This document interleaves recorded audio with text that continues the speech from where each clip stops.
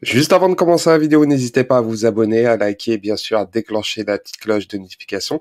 Vous pouvez me retrouver sur la plateforme Odyssée avec toutes mes vidéos et bien sûr gratuitement tout en cumulant du Libri sur la plateforme Odyssée.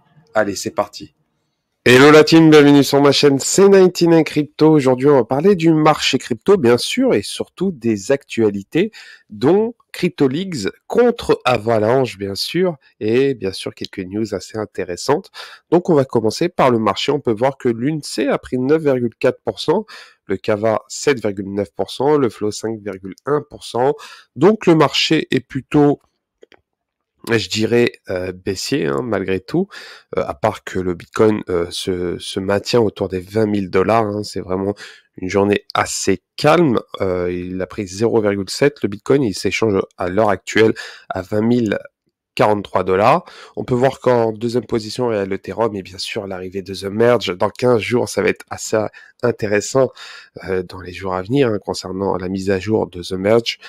L'Ethereum qui s'échange à l'heure actuelle à 1549 dollars, il a pris 1%, donc peut-être le début du bull run, donc ça va être assez intéressant. Le BNB qui est stable, carrément stable, il est à 282 dollars, il a pris 0% aujourd'hui. XRP à la 7e position, il a pris 0,2%. Cardano 1,1%, Solana qui a pris 1,8%, 0,2% pour Dogecoin, 0,4% pour le Polkadot, Polygon prend 3%. Le Shiba se stabilise, il prend 0% aujourd'hui, donc journée très calme. Avalanche s'échange autour des 19,51.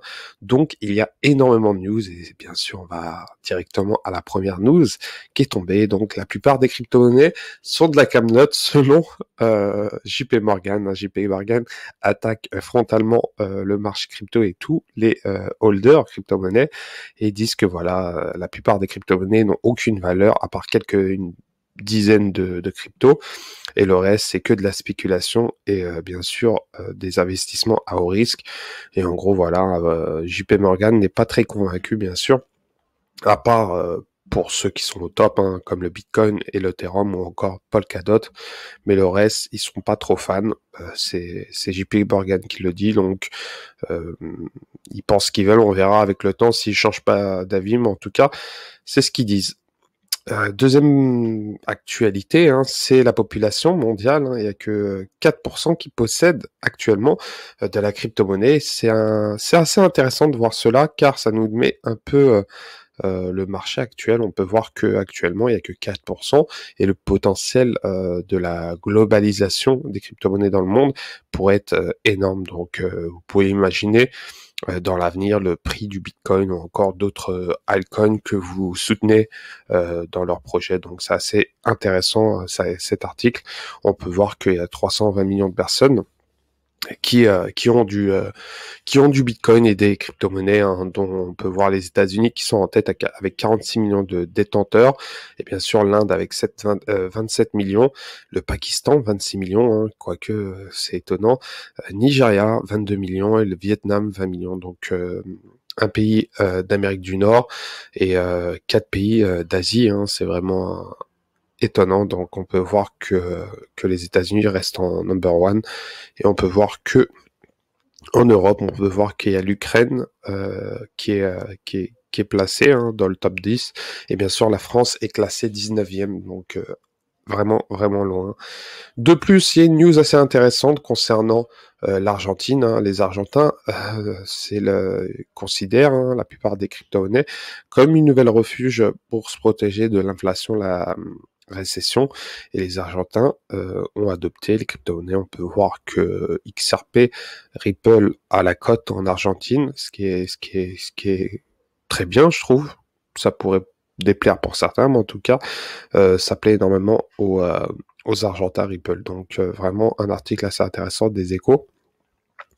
De plus, on peut voir un article concernant ce qui s'est passé avec l'arrestation en Albanie, une arrestation assez grave concernant le fondateur de la plateforme Todex qui a arnaqué des Turcs. C'est un Turc qui a monté une plateforme et il a fait un exit scam.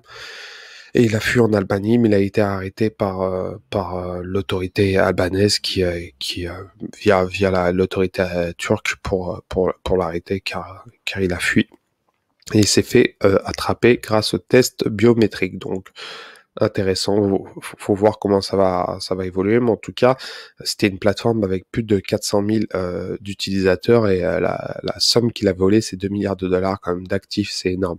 C'est vraiment énorme. Donc, je pense qu'il va qu'il va payer très cher point de vue justice turque. Donc, faut voir comment ça va évoluer. Mais en tout cas, ça va être assez compliqué pour ce jeune homme d'une trentaine d'années. Hein. Faut pas oublier qu'il est très jeune.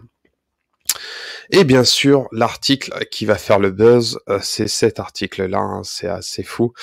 C'est CryptoLeaks hein, concernant Avax et CryptoLeaks a un dossier contre Avax.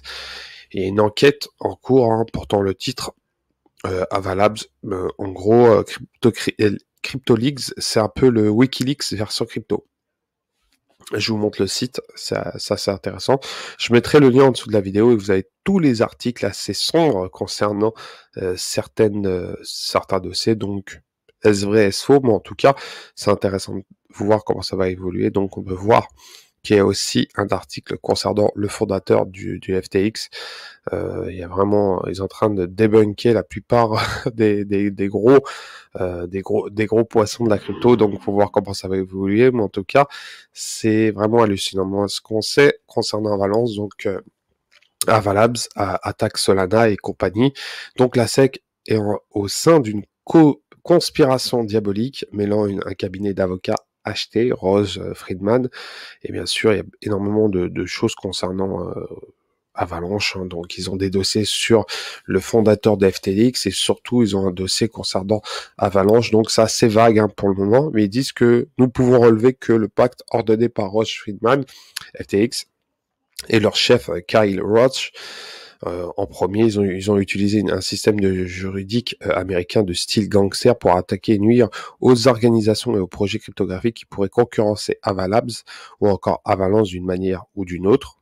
Donc voilà, des avantages qui permettent à Avalabs de se permettre de mettre devant ou d'autres choses.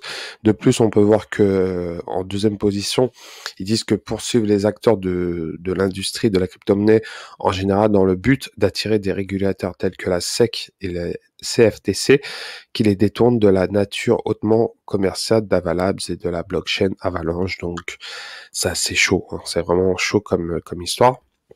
Et en résumé, on dit que CryptoLeaks accuse le cabinet d'avocats de Roach Friedman et d'Avalabs d'avoir fait un pacte contre la plupart d'autres projets cryptographiques. Donc c'est vraiment chaud comme histoire, mais en tout cas, il faut voir comment ça va évoluer. En tout cas, ça promet. Et de plus, on peut voir Floki Inu qui a fait un nouveau partenariat hein, concernant KuCoin, donc la nouvelle a été tombée, c'est vraiment intéressant. Ils ont un partenariat avec KCC, un KuCoin Community Chain, hein, donc le protocole de KuCoin via Flockify, donc c'est une bonne nouvelle pour la Floki Army, mais en tout cas, ça va être intéressant de voir tout cela dans l'avenir, et je pense que ça peut être que positif pour Floki dans l'avenir, en sachant que malgré la chute, Floki accumule des partenaires et bien sûr son jeu Play to Earn et futur Metaverse pourrait arriver très vite. Donc voilà, c'était 99 Crypto pour ce 31 août. Je vous souhaite une très bonne soirée et je vous dis à demain. Ciao ciao.